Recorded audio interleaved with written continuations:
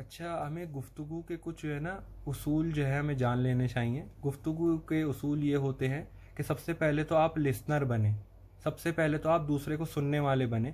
क्योंकि जब तक आप किसी को सुन नहीं सकते आप किसी की बात को समझ नहीं सकते, और जब तक आप किसी को समझेंगे ही नहीं तो आप उसको अपनी बात कैसे समझा सकते हैं।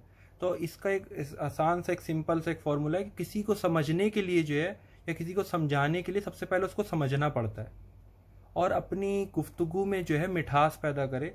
वो इस तरीके से, उसकी मिसाल ये है कि कभी कभी हम एक नॉर्मल बात करते हैं, हम एक सही बात करते हैं, लेकिन वो दूसरे के दिल को जो है जाके लगती है वो बात, कि हमारा क्योंकि हमारा जो जो अंदाजे जो बयां होता है या बात करने का तरीका जो होता है वो बिल्कुल गलत होता है, उसमें एक तलखी जो है ना वो आई हुई होती है।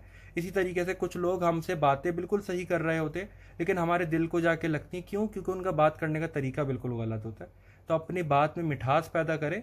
आप दुश्मन को भी वही बात है कि दोस्त बना सकते हैं, जब वो अगर आपसे तल्ख बात करे और आप उसको मोहब्बत से उसको रिप्लाई कर दें तो दुश्मन भी दोस्त बन सकता है। अल्लाह आपके दिलों में एक दूसरे के लिए मोहब्बत डाल देता है, जब आप अल्लाह देखता है कि जो ना ये बंदा जो है किस तरीके से मेरे बंदे दूसरे बंदे से मोहब्बत से बात करने की कोशिश कर रहा है, जबकि आम तौर पे उसको वो हमें बर्दाश्त करना पड़ता है क्योंकि कुछ चीज़ें ऐसी होती है जो बर्दाश्त के बाहर होती हैं।